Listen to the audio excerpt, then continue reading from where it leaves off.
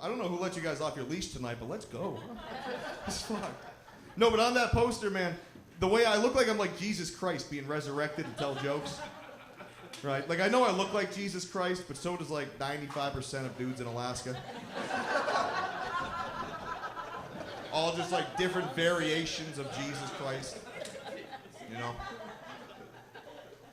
Like, I look like Jesus not if he could turn water into wine, but if he could turn water into like a hazy IPA. Yeah. Like, I can't walk on water, boy, can I float. Those are the miracles I'm whipping out. And that's what I'm doing, man. This is great. This is great. But yeah, I have been doing stand-up for a little bit now. I started back in Boston a long time ago, when I was a wee lad, if you will. I did New York City, I've done the whole East Coast, I've done Vegas. And now, tonight, I'm in the entertainment capital of the absolute world. Cooper Landing, Alaska. Unreal. This is great. This is great. For CLES, we're doing this for a good cause. Tonight, we've raised that $1.2 million. Can you guys believe that? Unbelievable. I put the period in the wrong spot. We raised them $12 tonight. No, keep it going for CLES, though. We appreciate those guys. Those guys are our heroes. Big dogs in town. Now, I do like to ask every show I do, anyone in here, I know no one in the fucking front row is, anyone here serve the country or has served the country or is a veteran? Anybody? Nobody. We're all pussies. Okay, all right.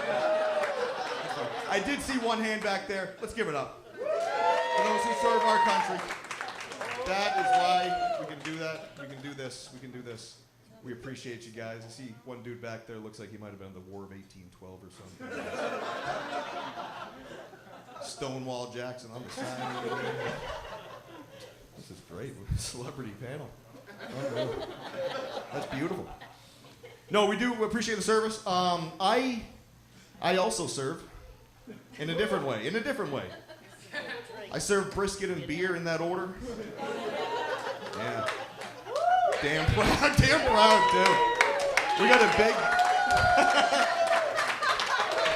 little left-handed salute for you guys.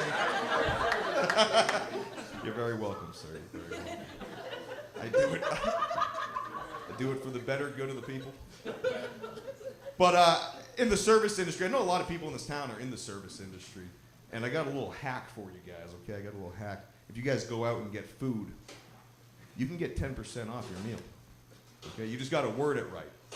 You got to be like, hey, do you give discounts to, I don't know, those who serve, maybe?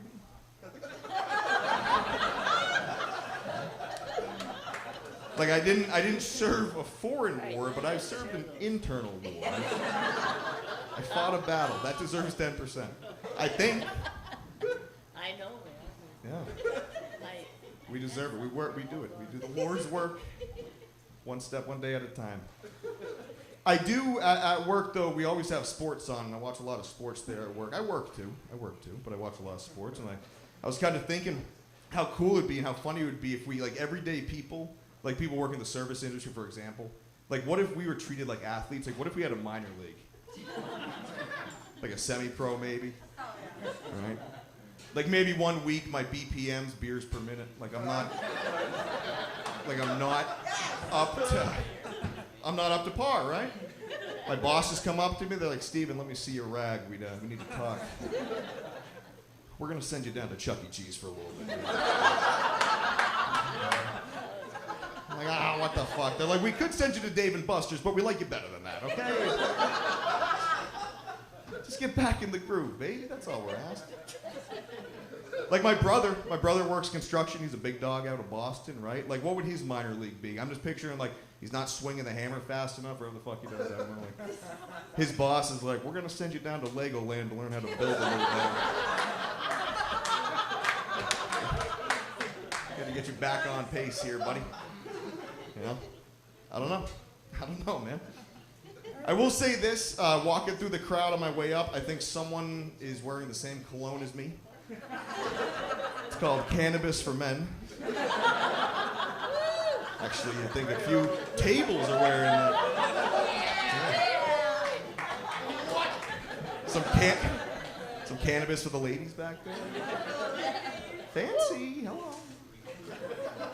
No, man, I mean, I know I smoke with half you guys like every day, but dude,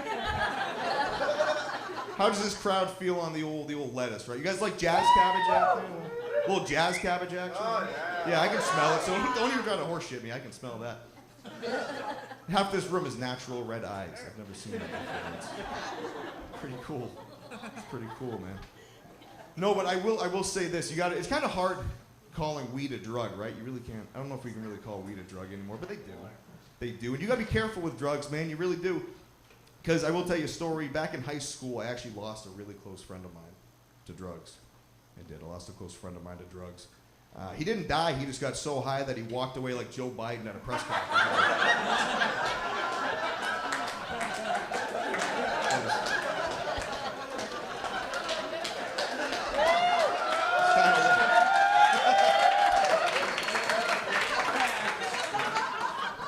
Yeah. Where the hell did Tom go? Took one fucking hit and lost again. Did you guys watch that debate? I'm not going to talk about politics, but I am. You know, really quick. Did you guys, that one debate, Joe Biden, Donald Trump, and you guys watched it, I'm sure. The whole world watched it, right? I just want to say one thing about it. There was one thing.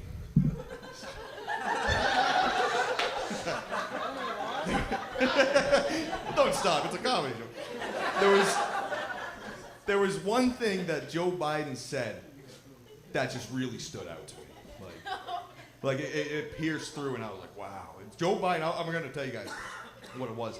Joe Biden looked into the camera, looked into the eyes of millions of Americans watching. And Joe Biden, word for word, he says this.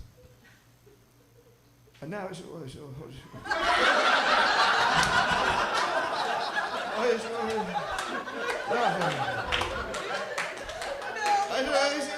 you know the thing, man.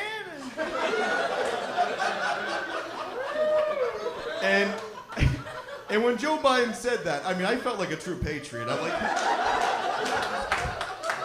that man is my president. I stood up and I just fucking, unbelievable.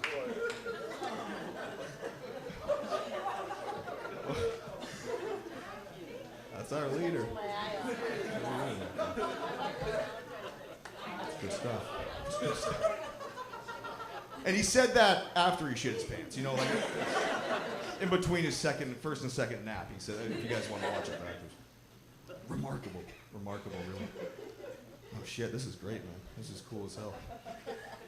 See some men with ladies, men with men, ladies with ladies. We got couples out here tonight. What are we doing? Hell yeah, man. I want to have a little fun with you guys, because let's try to. Remember, we got a bar back there. Let's get some money in these guys' pockets, right? But what I want to do, yeah. Ryan, Jenny, Jeff, give it up for these guys, man. But they're putting their lives on the line for us right now.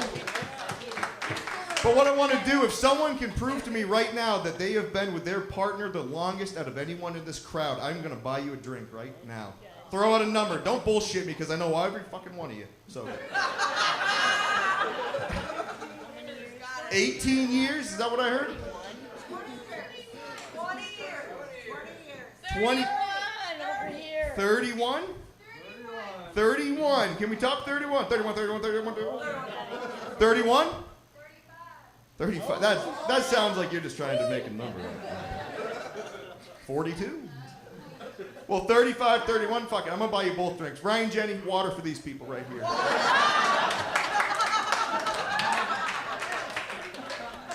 Water for these people. No lemon. Because I don't have that fuck you money. I can't just be giving you guys free shit for free. And don't give them a straw either. They're just going to hurt themselves. 35 years. 31, 35 years. That's either true love or just like a really successful hostage situation. Either way, you should be proud. That's successful. That's successful. Good for you guys. I will say this. My love life, usually that gets the laugh, because they're like, what? My love life is very unconventional. It has been for the past year.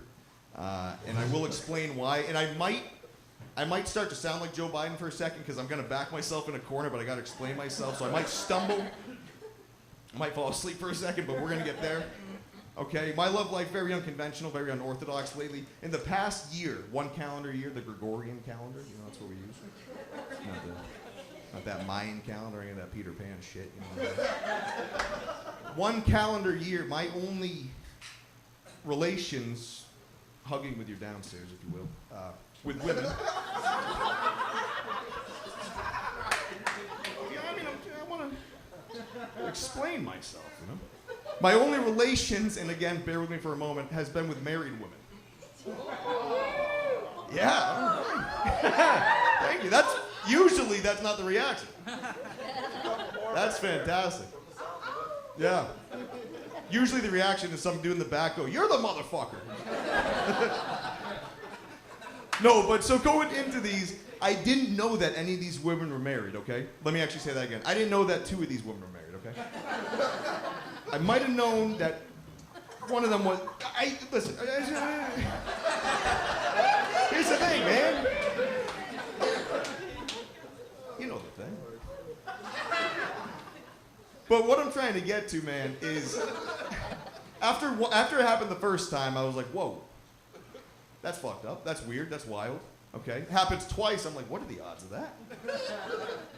Third time, I had to get the calculator out. I'm doing a little math. And I'm checking like the air quality. I'm like, this isn't adding up.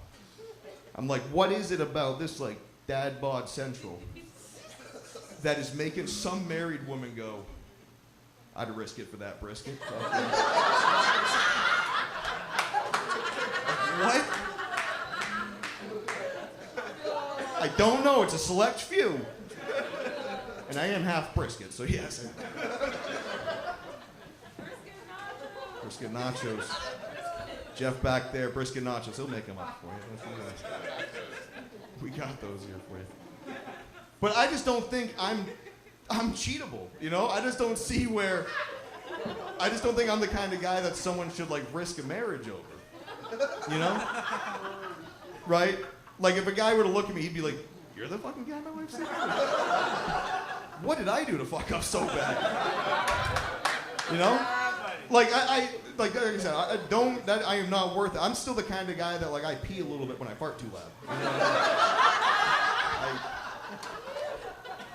I wouldn't risk the marriage for that. Half of those ladies, their children had a better bedtime set than I did. Right? Like I'm the kind of guy that still counts how many licks it takes to get to the center of a goddamn Tootsie Pop. You're gonna cheat on your husband with me?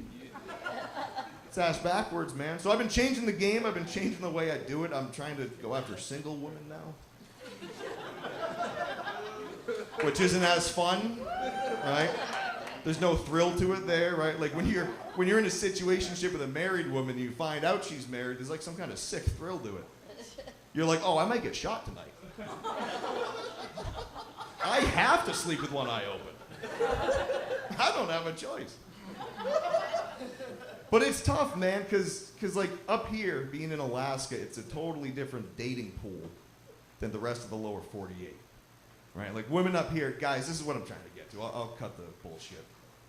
Women fish up here. So women know what 8 inches really is.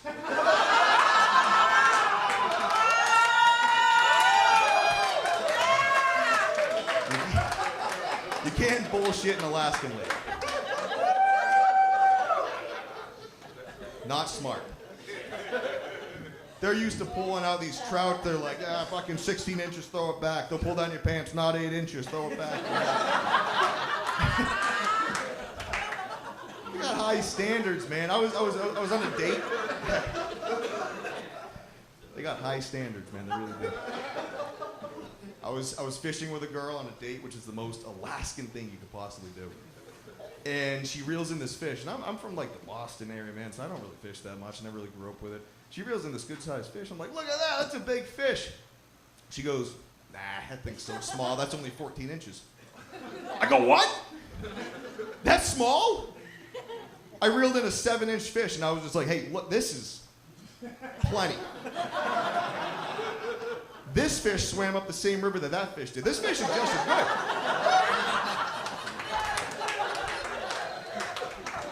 Any bigger of a fish, you're just wasting it. Come on.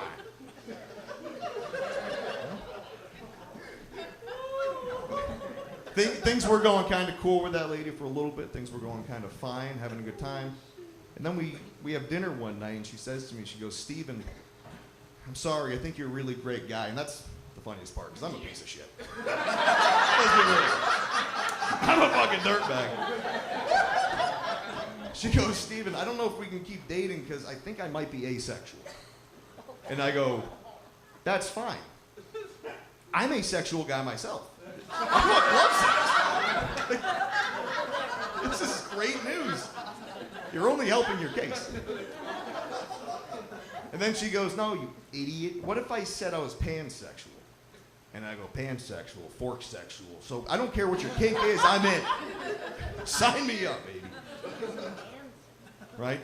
Dating now is weird, though. It's different because attraction changes as you mature. Like, I used to go after women who had just, like, big, lovely, beautiful smiles. Right. By that, I mean the smile on their chest. It looked at me first. I had the right to smile.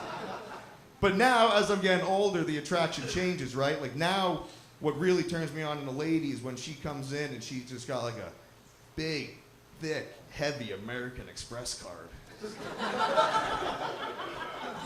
Like the one they just throw on, it's just like a piece of fucking sheet metal. They just throw it. You can smell the money on the fucking thing. Card's just so heavy you need 2 hands to swipe it. Like, yeah. Yes, ma'am. It's beautiful. Beautiful, really. Oh, man. How many people here are from Alaska originally? Born and raised in the state? Anybody here? Fucking one? Man! 1 out of all 12 of you, so I was kidding. 1 man.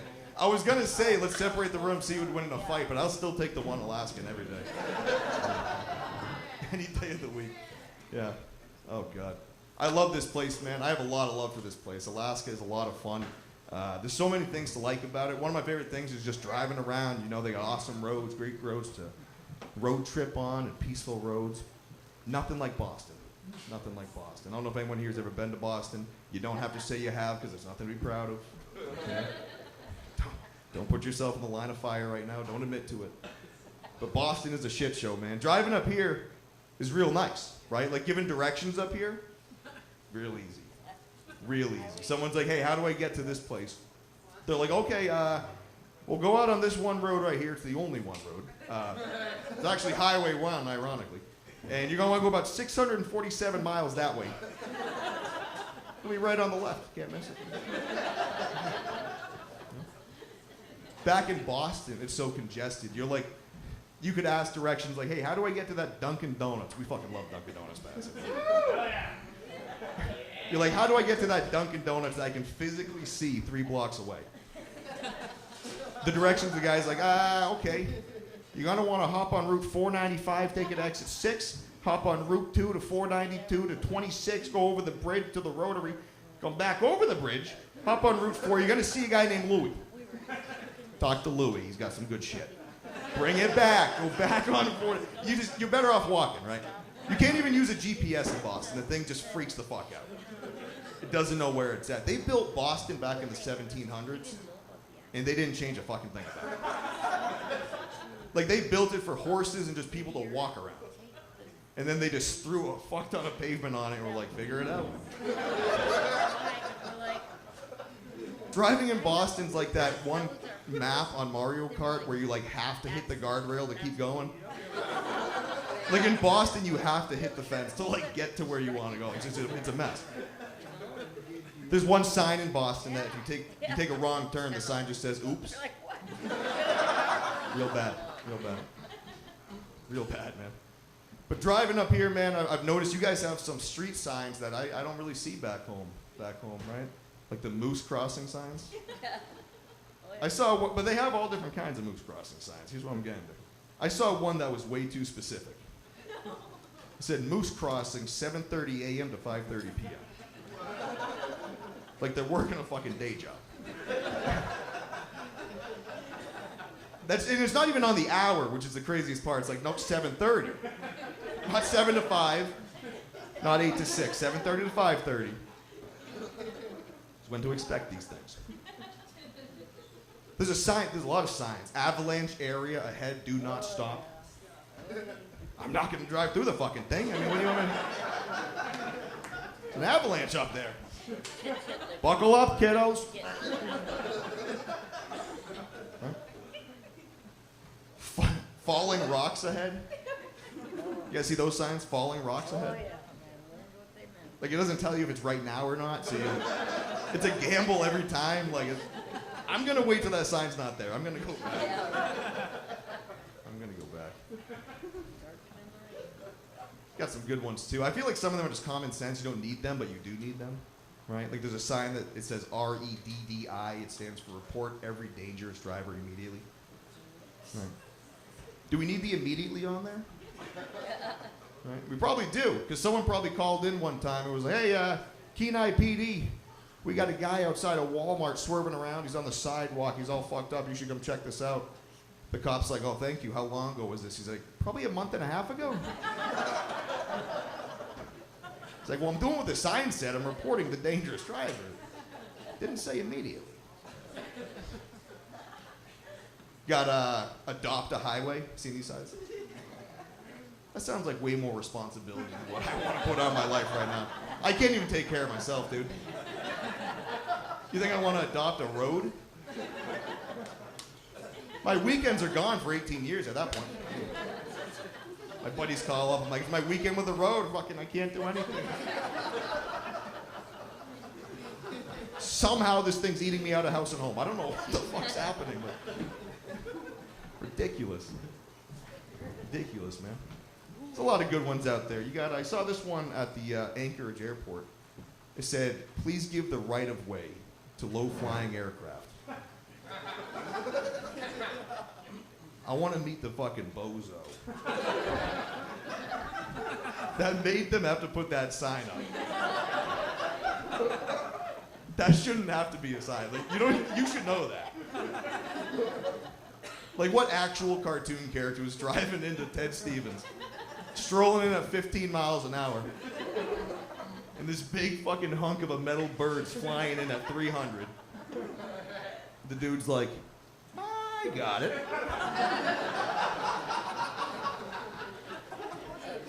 That would look like one of those scenes out of Looney Tunes where like Daffy Duck just got shot by Elmer Fudd, and he's got like his beak on the back of his head. That's how the guy would walk out of the accident. He's like, "This means war, Alaskan Airlines." Some people, man. Unreal. The disrespect, you know. Man, no, Alaska, another great reason I love Alaska is because you can read a map of Alaska and not know what the fuck you're reading. Like, some of the town names, man, like some of them aren't English, some of them are not words. Some of them are Russian, some of them are even more Russian. Like, you got some towns, man, like down here in the peninsula, let's just start here. Let's break it down. Down on the peninsula, you got Seward. Which, you know, they originally just named it Sewer, and they're like, we can't do that. Throw a D on it. You got Soldotna, right? Like, both of those specifically to me, I feel like I saw those on the periodic table of elements when I was back in high school. You know? Like, I feel like I could just, like, walk into a lab, a bunch of, like, scientists around, a bunch of beakers laying out. They're like, "All right, we got liquid Soldotna in this one, so we're going to put that aside. We got some nitrogen here. And then we have Seward. If you tip that beaker over, it's going to smell exactly like it sounds. Please, don't fuck with that. Now, I have to follow this up before I go any further. Is anyone here from Seward? No, I figured, because I can't smell you. So. It doesn't smell like shit in here. It might down there, but that's for a different reason. That's for a different problem, not for Seward people. Seward, though, man, I do love Seward, but it smells like shit. All the damn time. And I get it. I know what you're going to say. Well, Seward's on the ocean. It's going to smell fishy. So is Homer. Homer doesn't seem to smell like the inside of a fish's asshole. Yet Seward does. Right? I think they're doing it to themselves, though, because you guys have been to Seward, yeah? Okay. Yeah, that's hard to admit. That's kind of like a, yeah. Seward, man, when you go into Seward, you got to read the welcome sign. It says, "Welcome to Seward. Look, but don't sniff." And then when you're leaving, it says, "Thanks for visiting Seward. You can unplug your nostrils now." Okay. You ever wonder why people in Seward always have a really high-pitched voice? Because they got to do this. How you doing? Love Seward, man. You got Nikiski, right? Nikiski. Nikiski sounds like a fucking disease. I feel like I might be watching the news that like the Nikiski COVID strain is rapid in Alaska. Nikiski, man. I got stage 4 Nikiski real bad. Strolling around in a wheelchair. The Nikiski's really hurting today. Then you can't talk about Nikiski without Nanilchik. Nanilchik. I feel like you can only say it right if you're fucking hammered. Right? Like, you know the guy that named that town was just smashed out of his mind. Right? A couple like Lewis and Clark bastards, they get over there, they're like, "Here we go, what do you want to name it?" The one dude's like drinking on the moonshine, he's like, "Nanilchik." They're like, "What did you say?" He's like, "You are Nanilchik." It sounds better with like a hiccup in there, doesn't it? It sounds more natural. They're like, "How do you spell that?" He's like, "You sounded it. This is exactly how it sounds, buddy." And then right next to the Nanilchik, you got Clam Gulch. Dude. Clam Gulch is either the best or worst name for a strip club. Right? Shit. Clam Gulch, that's like a strip club. You'd be standing outside, you're like, well, it looks and sounds like a strip club, but it smells like a fish cannery. You know? But so did Good Time Charlie's. R.I.P., you know? Did someone else just say that too? R.I.P.? Hey guys, give it up for Charlie's, huh? That's sad. That's sad that we just applauded that. Clam Gulch also sounds like it could be an STD. Right? And if you have Clam Gulch for long enough, untreated, it turns into Nikiski. Get really sick. They tie into each other. Some town names are not creative whatsoever in Alaska, though, right? Like, you got cool ones, and then you got names like Big Lake or Two Rivers. Like, you know those guys just clocked out early. One guy's like, "All right, good day of naming towns." The other dude's like, no, we got 2 more. Dude's like, "Which ones?" He's like, "Well, we got to name the one with the fucking big lake over there and the one with 2 rivers." And you know they just looked at each other like, "My man." These towns named themselves. Classic like 80s, like, "Yes, sir." You got Tok, Alaska. Huh? Tok, Alaska. Which half of you look like you're from. The other half smell like they're from. Like, you legalized weed. You don't have to name your town after it. Come on. You got Unalaska. That's just disrespectful in the state. Like, do you want to be here or not? Unalaska. We're Unalaskan. Put us, like, right next to Russia, you know? Like, they'll gladly take you back. No problem. No problem. Speaking of, like, Big Lake and 2 Rivers, if they're naming towns after the obvious, right? What if they name, like, Cooper Landing, like, River Rock or something like that? But then if they're really naming towns after the obvious, they got to rename Anchorage Crack Rock.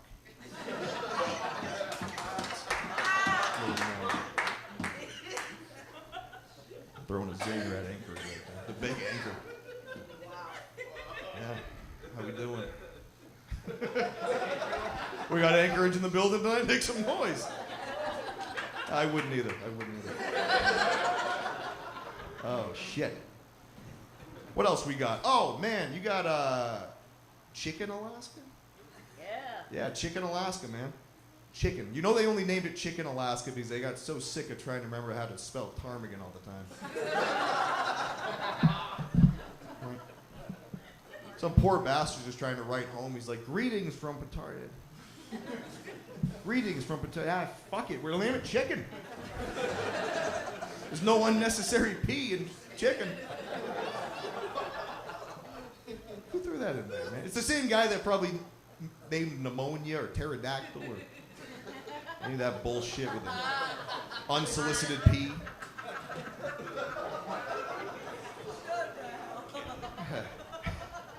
And a message for the ladies, never take an unsolicited pee from anybody, okay? Because you'll get clam gulch in no time. Painful stuff to watch, really. Shit. And then my favorite town name in Alaska, and this is real, Titlik. That's real, right? Titlik. Someone back me up, please. So I don't sound like a horny bastard. Titlik. That is a real place, all right? No, it is, I promise you. Everyone's like looking at me like, no, I've seen the map. I've seen it. Titlik is a place in Alaska. And when I hear Titlik, I don't think of a town. I think of like raunchy Shakespeare. You know? Like he's up there with like that skull. He's like, Titlik or not Titlik? That is the question. And the answer, guys, is always Titlik, right? You know?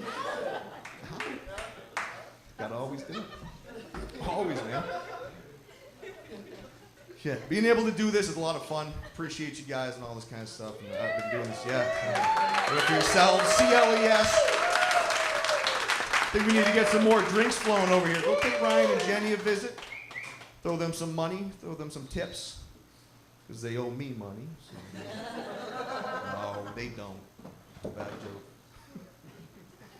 Doing this a lot, you get travel a lot, and I spend a lot of time in like hotel rooms when I'm doing shows. A couple weeks ago, I did a show. I spent a lot of time in the hotel to unwind, and I was watching a lot of TV, and I just really dialed in on the commercials this time. Like I was just like breaking them down, and I noticed every company, every commercial, all these places, they have their own slogans or their mottos or what have you, right? Some of them got to change. Like you got Nike. What's Nike's slogan? Just do it. They're not asking for consent at all. They are being very forceful. Do it. That doesn't fly anymore, man. They gotta change it. You know, it's got to be like Nike. If you're in the mood and you want to try, then maybe we can. Imagine that like on a t-shirt, you got the swoosh, it's like Nike. If you're in the mood and you want to try, maybe it's like it continues on the back, like maybe we can try. When you're ready to do this. You got Capital One. What's in your wallet? What's in your wallet? What's in your wallet? You got 20 bucks? You do? Well, give it to them, man. Give it to CLES. Come on. Give them your wallets. Give me your wallets, guys. Got some good ones, dude. Like back east, we have Dunkin' Donuts. We got a fuck ton of Dunkin' Donuts, man. Are there any in Alaska? No, keep it that way. Keep it that way, because Dunkin' Donuts is a parasite. Dunkin' Donuts is a goddamn parasite. Back where I'm from, there's one every 6 inches from each other. They have Dunkin' Donuts in Dunkin' Donuts. Right? Yeah, dude, it's sick. And what's Dunkin' Donuts' slogan? It says, America runs on Dunkin'. And if anyone's ever drinking Dunkin' Donuts, you can back me up where I can say they should change it to America gets the runs on Dunkin'. Hey, a little liquid diarrhea action in those cups. In every Dunkin' Donuts, they have 2 lines. When you walk in, you'll notice there's 2 lines. The first line, you walk in, you order your coffee, and then right away you get in the second line to go to the shitter. And you repeat the process tomorrow. KFC, finger looking good. There's a lot you can do with that one. Probably too much you can do with that one. KFC, finger licking good. So was that one dude's wife, but I'm not making chicken about it. You know what I mean? Like, why? Bringing it back, you know? A callback action. How you doing? We have fun. We have fun here in Cooper. You know? This is what we like to do. You got Gatorade. That's another good one. Gatorade. Is it in you? Yeah. Yeah, and guys, show of hands, how many guys had asked the girl that last night? Come on. Ladies, how many of you heard that last night? You know? They gotta change it, like Gatorade, is it in you? I don't think so. Gatorade, is it in you? Still don't feel it. Gatorade, is it in you? Let's just try tomorrow when we're in the mood. Wild times, man. I'm going to tell you guys a quick story here. And by quick, I mean buckle up. So when Angie brought me on, she did say I was given the opportunity a couple years back to get casted in a movie. And it was one of the greatest experiences of my life. The movie's called I Stand Alone, the Sully Erna Story. Now, for those of you who don't know who Sully Erna is, he's the lead singer of a rock band called Godsmack. I don't know if anyone's ever heard of this band. If you haven't heard of them, it's probably because you live in Cooper Landing and you quite literally live under a fucking rock. That's fine. But he's the singer for a major rock band, and he made a movie about his life. He had an incredible upbringing, a lot of hardships, and I got an email one day out of the blue from Boston Casting, who I used to work with a long time ago, doing commercials, all these kind of gigs, some small stuff, extra roles. And the email from this lady, the casting director, she says, Sully Erna, the lead singer of Godsmack, reached out to us to check out our talent portfolio. Found your profile and your headshot, said you match the description of someone that he grew up with and he wants you to play the role of his friend in some of the scenes. So I was like, that's awesome. Oh my God. Let's do it. So yeah, I was like, absolutely. And then I realized my headshot on Boston Casting was several years old. So I didn't look like the Geico caveman back then. Okay? I didn't look like Grizzly Adams back in that day. All right? I wasn't Fat Jesus back then. I was young, prepubescent Steven. All right? So I say, hold on. In that same email, I say, let me just send you my new headshot because I don't look the same. So let me send you my new headshot. She gets it. She's like, no, you're good. This is great. Thank you so much. You still have the green light. We'll see you on this date, this time, this location to film. I'm like, awesome. So I show up. There's a big bus, big trailer. You walk in like a big RV kind of thing. I walked in. Sully Erna's in there in the back. There's a line in front of me. I was the last one. Casually late. I had to be cool. You know what I mean? I got to show him I can hang. So I go in there, and he's at the end of the bus with the casting director. They have the sheet of paper with all the faces of the people coming in for the shoot for these days and their names. So they're walking up, and he's checking them off. He's like, hey, you must be Joe. You must be Melissa. I can't remember who was on the shoot. He's like, hey, this is fucking Bucko. Good to see you, buddy. So they're all doing that. He's matching them with the face, and then I get up there. I'm the last one. And he's like, what's your name? I was like, Stephen Wheeler. And so he flips the sheet, and he knew there was nothing on the second sheet. He was just being dramatic. Puts the first sheet back down, and I see my old headshot on there. So the casting director never relayed my new headshot. So he's like, I'm like, I'm not trying to waste your time. I apologize. I did send it, this and that. He's like, dude, we'll find some work for you, whatever. We'll have you do some extra roles today. Hopefully we can get you a real role. So for that first day, I just do some background stuff. You can see me kind of trying to get the camera time behind people who's doing my own thing. Second day comes around. We're in the trailer, getting makeup done. No homo. I didn't ask for it. All right, it was a little gay. I told him not to be gay. That's cool, though. Whatever. We're in the makeup trailer. Sully Erna himself walks up to me, and he goes, hey, man, I found a role for you. I'm like, this is great. Awesome. He's like, whenever you're done being gay, come on out, and we'll get you rolling, get you into character, and all that good stuff. So I'm like, all right, let's rock and roll, man. And so originally I was supposed to play the role of one of his friends. Now he finds the role for me where I play his old bully. I'm just like a big piece of shit. But it's a lot of camera time, so I'm like, I'll take that. I will gladly take that. So in some of the scenes, you see me just being like a dick, like me and a couple other like thugs, white guys, A couple of thugs were just like pointing like, well, I'm not just saying. Like, I'm gonna get canceled before I even get off the fucking stage. So you see me, like, I'm like the big dog, oh, fuck you, like doing this, and so like, I just look like a dick, right? Which is fine though, because like I said, I'm getting paid to be on camera and have actual lines and a whole role, like a character role. So then the third day comes around. This is my big scene. Whoa. I feel like Donald Trump right now.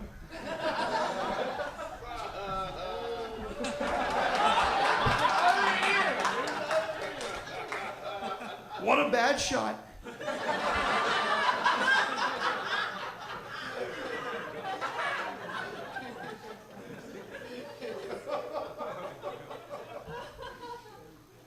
So the day comes around for my big scene in this movie. My big scene is I walk up to his house. And we actually filmed it at his real house too, outside of Boston, which was awesome. We had the Jersey Berries, we had police, we had people lined up with this whole camera crew. It was a full like crew. It was a real movie set.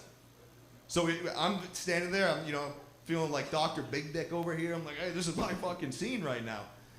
And the scene is, I go there to get him out of his house to fight him because, I'm a dick in the movie and real life. But I pull him out of the house, but his uncle ends up coming out with a shotgun. And he puts it to my face, and then he hits me with the butt end of the shotgun. And it's like a whole fight scene. So that's my scene in the movie. So I'm excited. I'm like, here we go. Game day. So we're getting ready to film, and then the dude who plays the uncle says something that I wish I'd never heard before. He goes, I've never held a gun in my life. Okay. Now keep in mind, this is the biggest catch. We are filming this shot 2 days after the Alec Baldwin incident on the movie Rust. You guys remember this whole incident? Alec Baldwin accidentally shot that lead. That whole incident went down. So this is very fresh. So I'm doing a scene where this prop gun comes out. So they're being real careful, right? Like they're removing the gun. The one dude, the prop guy, he's got gloves on, which I don't know how that's gonna stop a gun from fucking shooting you.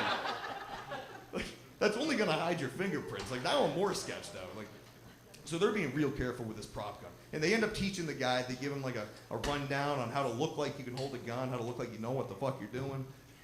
So they did that for probably about like 5-7 minutes, and then we get ready to roll. I'm like, here we go, okay? Scene goes, I start saying my lines, real good, maybe the best. The Oscar's in the mail somewhere. And maybe they just can't find Cooper Landing, but I'm doing my line. This guy who's playing the uncle with the gun comes out of the house, he comes towards me. He's supposed to stop the gun's supposed to be like 2 feet from my head. This guy's so nervous. I see it, and I'm doing my line, and in my head, all I can think is, that's my Alec Baldwin right now. I'm about to meet my maker. This man comes down, shaking. I can tell he's gonna forget his line and everything, but I keep doing my thing, dialed in. He gets within inches of me, and he pulled the fucking trigger. Now, obviously, I'm good, right? But it was like Three Stooges shit. The amount of air that came out of that gun literally blew my hat off, threw my hair back, like my beard splitted in the wind. I'm surprised I didn't have like the black, like gunpowder on my face. I was like, whoa, what the fuck? Like, Sully Erna comes over. Everyone's dead quiet for a second. Sully comes over. The other director come over. They're like, hey, whoa, all right, everyone relax. Everyone's kind of scared of this moment. Everyone's quiet, freaking out. And he's like, everyone just relax. This is why we taught you how to use the gun, so you didn't accidentally pull the trigger. We didn't want you to accidentally pull the trigger. And the dude goes, it wasn't an accident. So I'm over here thinking, who is this guy? Like, what did I do to this guy? And so he starts pointing at me. He goes, no, this wasn't an accident. He's looking at Sully. He goes, this guy slept with my wife.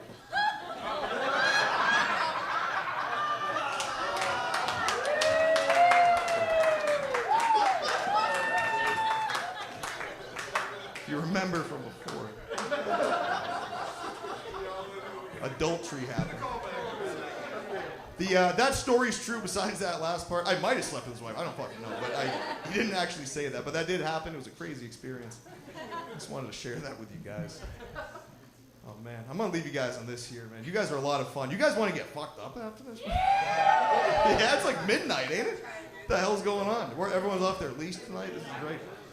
Might be fucking midnight. I don't know. Do we have a time check? What time is it? 11:20? Oh, so we got 40. I got 40 more minutes in me. No, I don't. Talking about people's wives and shit. No, but we're gonna. So in the wintertime, I always go back east. I stay with family. I visit family. I've been seeing my parents for the past couple of years, staying with them. And when I say stay with them, it means I'm too cheap to get my own fucking place, so I'd rather mooch up with them a little bit. But my parents are getting older now, man. Like, my parents are at that age where I feel like I have to talk to them like I used to talk to my dog.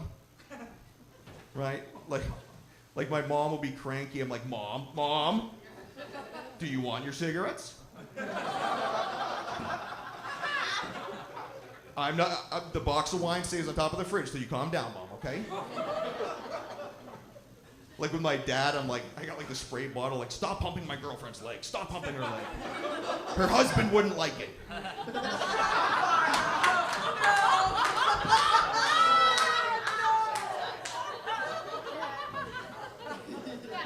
You know? Shit. But when I go back to visit my family, my parents move a lot too. I don't know why, my parents just move a lot.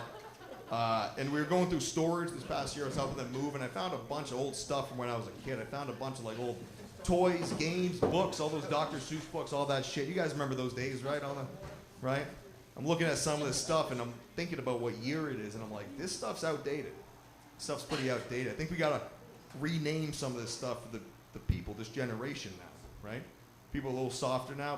Times have changed, okay? Like, for example, green eggs and ham. That's food poisoning, man. Why would you want your kid to read that? They're very impressionable. They're gonna think that's normal. You know? You know that book, Walk It in My Pocket? What the fuck's a walk it? And why is it in a kid's pocket?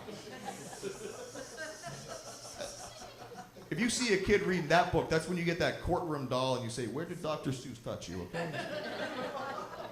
Not acceptable. You guys remember that book, also a movie, Stuart Little? Yeah. Stuart average size.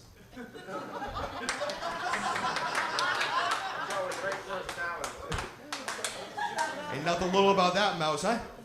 Brings hung like a mouse to a whole new meaning. How about when, you guys don't remember the book, Where the Wild Things Are, right? Yeah. They actually did rename that. They renamed it to The Sunrise Inn.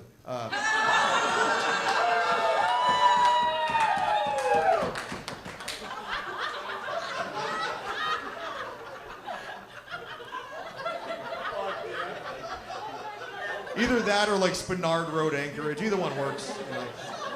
You know. They're both very acceptable.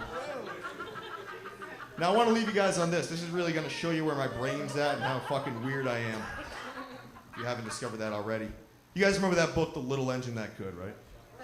Hell yeah. Great book, great read, even to this day. Still kind of tough, but... The Little Engine That Could, right? That book today, in this day and age, The Little Engine That Could, they would just call that, they'd rename it to The Little Engine That Couldn't, and that's okay too. You don't have to, you know? I think I can. It's like, go back to the station, buddy. You tried. That book nowadays would be about like a train that doesn't identify as a train. Train feels like a compact car. And when I wrote that joke some time ago, I came up with a term, a word for that, a train that doesn't identify as a train. We call that transgender. That's my time, guys. You guys are the absolute best. Let's have some fun tonight. Let's party. Thank you so much for coming out to Berlin. Keep it going for your hosts, the other acts, CLES. Thank you so much.